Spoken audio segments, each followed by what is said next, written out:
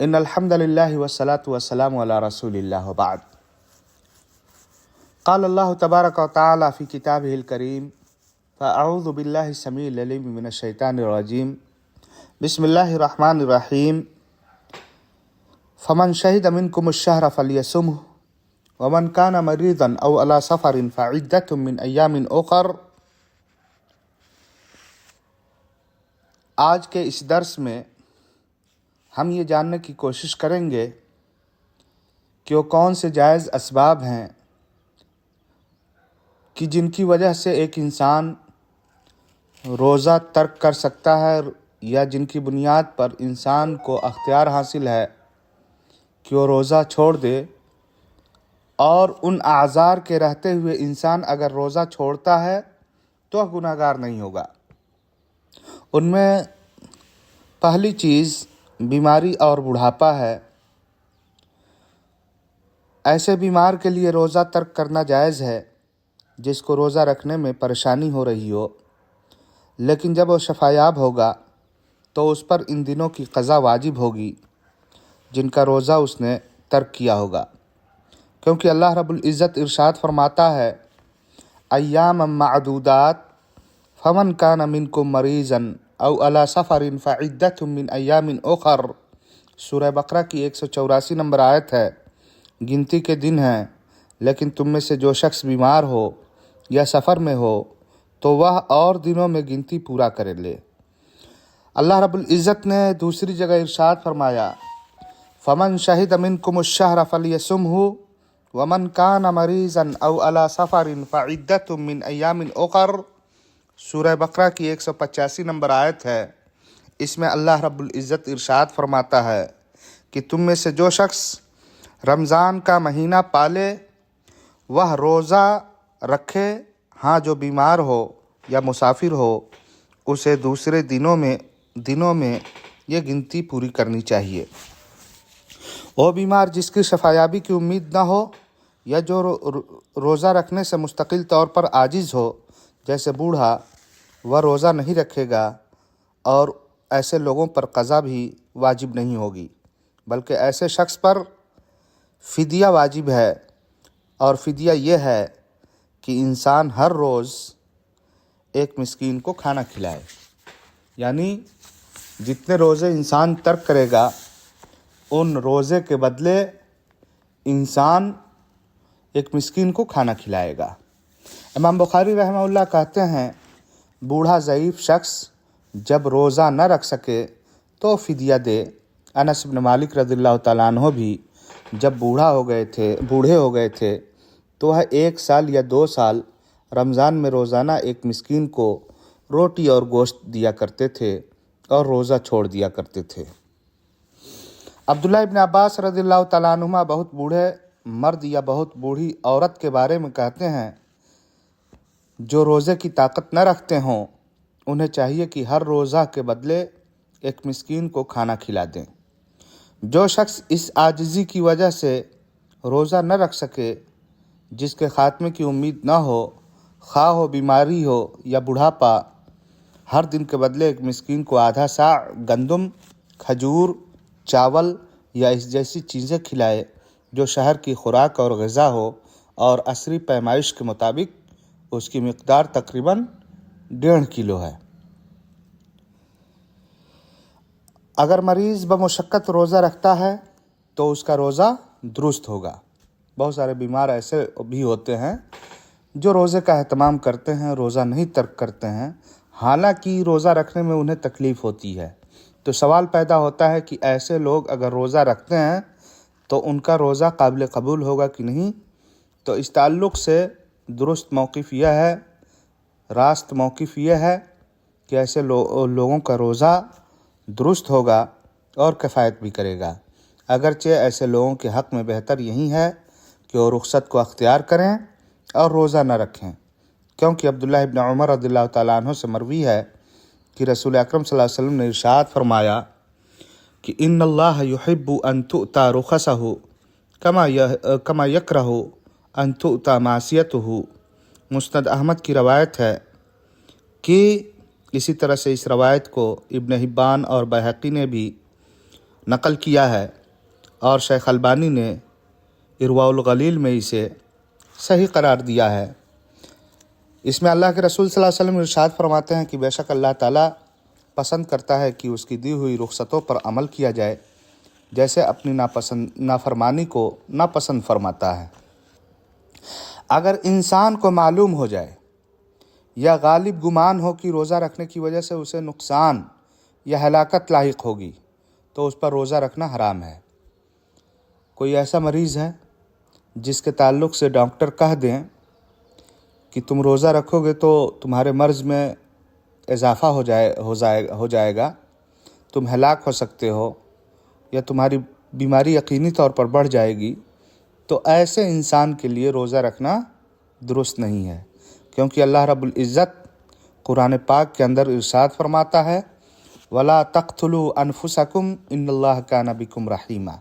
سورہ نساء کی آیت نمبر 29 ہے کہ اپنے آپ کو قتل نہ کرو، یقیناً اللہ تعالیٰ تم پر نہایت مہربان ہے۔ دوسری جگہ ارشاد فرمایا وَلَا تُلْقُوا بِأَيْدِيكُمْ إِلَى التَّهْلُكَةِ۔ سورہ بقرہ کی آیت نمبر 195 ہے، اور اپنے ہاتھوں کو ہلاکت میں نہ ڈالو۔ اللہ کے رسول صلی اللہ علیہ وسلم نے ارشاد فرمایا لا ضرر ولا ضرار، نہ ابتداءً کسی کو نقصان پہنچانا جائز ہے اور نہ بدلے کے طور پر نقصان پہنچانا جائز ہے۔ یہ سنن ابن ماجہ کی روایت ہے اور عبداللہ ابن عباس رضی اللہ تعالیٰ عنہما سے مروی ہے۔ ان آیتوں اور حدیث سے معلوم ہوتا ہے کہ کسی ایسے انسان کے لیے، بیمار انسان کے لیے جائز نہیں ہے کہ وہ روزہ رکھے کہ روزے کی وجہ سے اس کی بیماری میں اضافہ ہونے یا اس کی ہلاکت کا اندیشہ ہو۔ دوسرا عذر جس کی بنیاد پر ایک انسان کو روزہ چھوڑنے کی اجازت حاصل ہے وہ مسافر ہے۔ مسافر کے لیے رمضان میں روزہ چھوڑنا مباح ہے، البتہ بعض میں قضا واجب ہوگی، اس لیے کہ اللہ رب العزت ارشاد فرماتا ہے فَمَنْ كَانَ مِنْكُمْ مَرِيضًا أَوْ عَلَى سَفَرٍ فَعِدَّةٌ مِّنْ أَيَّامٍ أُخَرَ، تم میں سے جو شخص بیمار ہو یا سفر میں ہو تو وہ اور دنوں میں گنتی پورا کر لے۔ اللہ رب العزت نے دوسری جگہ ارشاد فرمایا فَمَنْ شَهِدَ مِنْكُمُ الشَّهْرَ فَلْيَصُمْهُ وَمَنْ كَانَ مَرِيضًا أَوْ عَلَى سَفَرٍ فَعِدَّةٌ مِّنْ أَيَّامٍ أُخَرَ۔ سورہ بقرہ آیت نمبر 185 کہ تم میں سے جو بھی رمضان کا مہینہ پالے اور روزہ رکھے، ہاں جو بیمار ہو یا مسافر ہو اسے دوسرے دنوں میں یہ گنتی پوری کرنی چاہیے۔ اللہ تعالیٰ نے ایک شخص کو دیکھا جس کو سفر کرنے اللہ کے رسول صلی اللہ علیہ وسلم نے اس شخص سے فرمایا جس نے سفر میں روزہ رکھنے کے بارے میں دریافت کیا کہ اگر چاہو تو روزہ رکھو اور چاہو تو ترک کر دو۔ یہ متفق علیہ روایت ہے۔ اللہ کے رسول صلی اللہ علیہ وسلم ماہ رمضان میں مکہ کے ارادے سے روزے کی حالت میں نکلے، لیکن مقام قدیت پہنچے تو آپ نے روزہ توڑ دیا اور لوگوں نے بھی روزہ توڑ دیا، یعنی آپ کے ہمراہ جو صحابہ کرام تھے انہوں نے بھی روزہ توڑ دیا۔ یہ متفق علیہ روایت ہے۔ سفر میں روزہ چھوڑنا مباح ہے۔ ایک مسئلہ یہ ہے کہ انسان کتنی مسافت کا سفر کرے گا تو اس کے لیے روزہ چھوڑنا جائز ہو جائے گا یا مباح ہو جائے گا۔ اس کا جواب یہ ہے کہ انسان اس سفر میں روزہ چھوڑ سکتا ہے یا اس سفر میں انسان کے لیے روزہ چھوڑنا مباح ہے جس میں نماز کو قصر کرنا مباح ہوتا ہے۔ ایسا نہیں ہے کہ 2 کلو 4 کلومیٹر انسان سفر کرے گا اور پھر روزہ ترک کر دے گا، نہیں، بلکہ کم سے کم اتنی مسافت انسان طے کرے جتنی مسافت پر انسان کے لیے نماز کا قصر کرنا مباح ہو جاتا ہے۔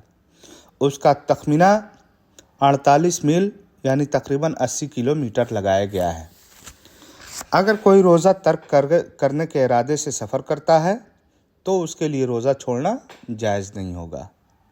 اگر کوئی صرف اس نیت سے نکلتا ہے سفر میں کہ اسے رخصت مل جائے گی، روزہ نہیں رکھنا پڑے گا، تو ایسا کرنا انسان کے لیے جائز نہیں ہوگا، کیونکہ اس میں واجب چھوڑنے کے لیے ہیلا سازی پایا جاتا ہے۔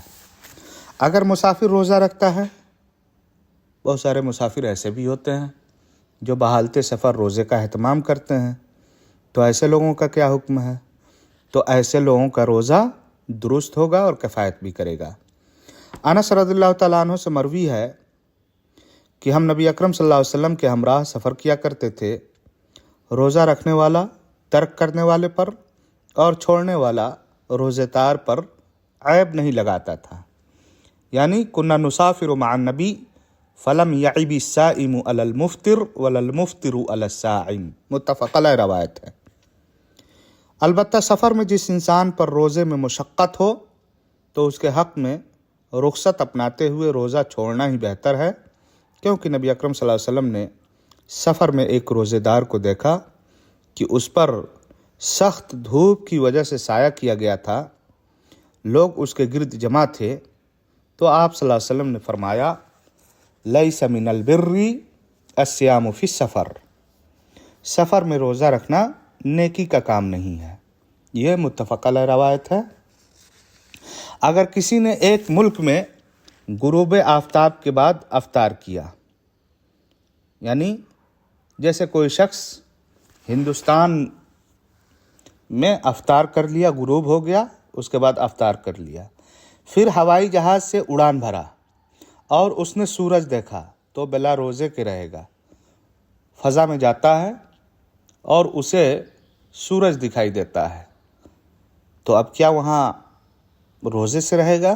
تو نہیں، ایسا شخص کیا کرے گا؟ بلا روزے کے رہے گا، کیونکہ وہ اس شہر کے حکم میں ہوگا جہاں سے ٹیک آف کیا ہے۔ جب اس ملک میں تھا تبھی دن ختم ہو گیا، اور اصل یہ ہے کہ روزے میں کھانے پینے سے رکنے، افطار اور نماز کے اوقات میں ان ممالک اور فضا کا اعتبار ہوگا جہاں انسان موجود ہو یا جہاں سے گزر رہا ہو۔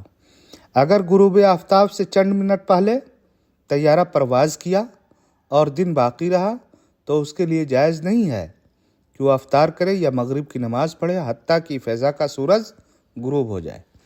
اگر اس شخص نے سورج غروب ہونے سے پہلے ہی اڑان بھر دیا ہے، پھر اگر فضا میں جا رہا ہے اور سورج وہاں تاخیر سے ڈوب رہا ہے، تو پھر اس کے ڈوبنے کا اعتبار کرے گا۔ ایسا نہیں ہے کہ ہندوستان میں 5:29 یا 5:30 پر یا جو بھی ٹائم ہے سورج غروب ہوتا ہے تو اس ٹائم کو دیکھ کر کے گرچہ سورج کا ٹکیا دکھائی دے رہا ہو اور وہ افطار کر لے گا، نہیں، اس کے لیے حکم یہی ہے کہ وہ شخص فضا کے سورج کے غروب ہونے کا انتظار کرے گا۔ اگر وہ ایسے ملک سے گزر رہا ہے جس کے باشندگان نے افطار کر لیا ہو، مغرب کی نماز پڑھ لیا ہو، لیکن اس کے فضا میں انسان سورج دیکھ رہا ہو، تو افطار نہیں کر سکتا، نہ ہی مغرب کی نماز پڑھ سکتا، حتیٰ کہ جس فضا میں چل رہا ہے وہاں سورج غروب نہ ہو جائے۔ اب تیسرا وہ عذر جس کی بنیاد پر روزہ ایک خاتون ترک کر سکتی ہے، حیض اور نفاس کا خون ہے۔ وہ عورت جسے حیض یا نفاس آ گیا ہو، وہ وجوبی طور پر ماہ رمضان کے روزہ ترک کر دے گی اور اس پر روزہ رکھنا حرام ہوگا۔ اگر وہ روزہ رکھتی بھی ہے تو روزہ درست نہیں ہوگا۔ ابو سعید خدری رضی اللہ تعالیٰ عنہ سے مروی ہے کہ نبی اکرم صلی اللہ علیہ وسلم نے ارشاد فرمایا الیس اذا حاضت لم تصلی ولم تصم قلنا بلا، رواہ البخاری۔ کیا ایسا نہیں ہوتا کہ جب وہ حیض سے ہوتی ہے تو وہ نماز نہیں پڑھتی اور روزہ نہیں رکھتی ہے؟ عورتوں نے کہا معاملہ ایسا ہی ہے۔ حائضہ اور نفسہ پر قضا واجب ہے۔ ام المومنین عائشہ رضی اللہ تعالیٰ عنہ کہتی ہیں کان یصیبنا ذالک فنؤمر بقضاء الصوم ولا نؤمر بقضاء الصلاۃ، اخرجہ البخاری و مسلم واللفظ لمسلم۔ کہ ہمیں بھی حیض آتا تھا تو ہمیں روزوں کی قضا کرنے کا حکم دیا جاتا تھا، نماز کی قضا کا حکم نہیں دیا جاتا تھا۔ عورت کے لیے جائز ہے کہ ماہ رمضان میں مانع حیض دوائیں استعمال کرے۔ اب سوال پیدا ہوتا ہے کہ کیا دواؤں کے استعمال کر کے کسی خاتون کے لیے جائز ہے کہ حیض کو مؤخر کر دے؟ تو درست بات یہ ہے اس تعلق سے کہ ماہ رمضان میں مانع حیض دوائیں استعمال ایک عورت کر سکتی ہے، بشرطے کہ طب میں مہارت رکھنے والے قابل اعتماد لوگ فیصلہ کریں کہ یہ اس کے لیے نقصان دہ نہیں ہوگا۔ گرچہ بہتر یہی ہے کہ وہ ایسا نہ کرے۔ اللہ تعالیٰ نے ماہ رمضان میں حیض آنے پر روزہ چھوڑنے کی اجازت دی ہے اور ان ایام کی قضا عورت بعد میں کر لے گی۔ اس کے بعد ایک عورت کے لیے حالت حمل اور حالت رضاعت میں بھی اللہ رب العزت نے رخصت دی ہے کہ اگر ان حالتوں میں اسے دشواری ہو رہی ہے تو روزہ ترک کر سکتی ہے۔ اگر عورت حاملہ یا مرضیہ ہو اور روزے کی وجہ سے اسے اپنے نفس یا بچے کے تعلق سے خدشہ ہو تو اس کے لیے روزہ ترک کرنا جائز ہے۔ اس کی دلیل وہ حدیث میں ہے جو انس بن مالک کعبی رضی اللہ تعالیٰ عنہ سے مروی ہے کہ رسول اکرم صلی اللہ علیہ وسلم نے ارشاد فرمایا، ان اللہ عز وجل وضع عن المسافر شطر الصلاۃ وعن المسافر والحامل والمرضع الصوم۔ ابو داؤد کی روایت ہے کہ اللہ نے سفر میں نماز آدھی کر دی ہے اور مسافر، دودھ پلانے والی خاتون اور حاملہ عورت کو روزہ رکھنے کی رخصت دی ہے۔ اسے ابو داؤد نے نقل کیا ہے اور شیخ البانی نے اس روایت کو صحیح قرار دیا ہے۔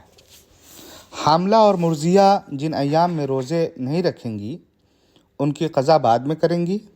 یہ رخصت اس صورت میں ہوگی جب انہیں اپنی جان یا اپنی جان اور بچہ دونوں کے تعلق سے ڈر ہو۔ اگر صرف بچہ کے سلسلے میں ڈر ہو تو قضا کے ساتھ ہر روز ایک مسکین کو کھانا بھی کھلائے گی، کیونکہ ابن عباس رضی اللہ تعالیٰ عنہ کا قول ہے کہ والمرضع والحبلى اذا خافتا، قال ابو داؤد یعنی علی اولادہما افطرتا واطعمتا۔ حاملہ نیز دودھ پلانے والی عورت بچے کے نقصان کا خوف کریں تو روزہ نہ رکھیں، فدیہ دیں۔ ابو داؤد کہتے ہیں یعنی مرضیہ اور حاملہ کو اپنے بچوں کے نقصان کا خوف ہو تو بھی روزے نہ رکھیں اور ہر روزے کے بدلے ایک مسکین کو کھانا کھلائیں۔ ابن عباس رضی اللہ تعالیٰ عنہما نے حاملہ اور مرضیہ کے حق میں قضا کے وجوب کا تذکرہ نہیں کیا ہے کیونکہ یہ معروف ہے۔ شیخ الاسلام ابن تیمیہ کہتے ہیں 3 صحابہ اکرام سے فدیہ کے وجوب کی بات ثابت ہے اور اس سلسلے میں ان کا کوئی مخالف معروف نہیں ہے۔ اگر انسان کسی عذر کی وجہ سے روزے سے نہ ہو، پھر دن میں عذر ختم ہو جائے تو دن کے بقیہ حصے میں اسے کھانے پینے سے رکنا ضروری ہوگا اور اس دن کی قضا بھی ضروری ہوگی، جیسا کہ مسافر اپنے شہر پہنچ جائے، حائضہ اور نفسا پاک ہو جائیں، مریض شفا یاب ہو جائے تو ان تمام لوگوں کو دن کے بقیہ حصے میں کھانے پینے اور دیگر چیزوں سے رکنا ضروری ہوگا، کیونکہ یہ سبھی اللہ تعالیٰ کے اس عموم میں داخل ہیں، فمن شہد منکم الشہر فلیصمہ۔ جو شخص اس مہینے کو پائے اسے روزہ رکھنا ہے۔ نیز روزے کے مہینے کا احترام بھی اسی کا متقاضی ہے۔ ماہ رمضان میں روزے چھوڑنے کو مباح کرنے والے اعذار اللہ تعالیٰ کی طرف سے رحمت، عبادت میں نرمی، بندوں کے احوال کی رعایت کے قبیل سے ہیں۔ اللہ تعالیٰ نے کسی انسان کو اس کی بساط سے زیادہ کا مکلف نہیں کیا ہے۔ نیز اللہ تعالیٰ نے سابقہ امت پر جو بوجھ اور بیڑیاں تھیں انہیں اس امت سے ختم کر دیا۔ چنانچہ ہر طرح کی تعریف ہے اس اللہ کے لیے جس نے ہمیں اس عظیم دن کی رہنمائی فرمائی۔ اگر اللہ ہدایت سے نہیں نوازتا تو ہم ہدایت نہیں پا سکتے تھے۔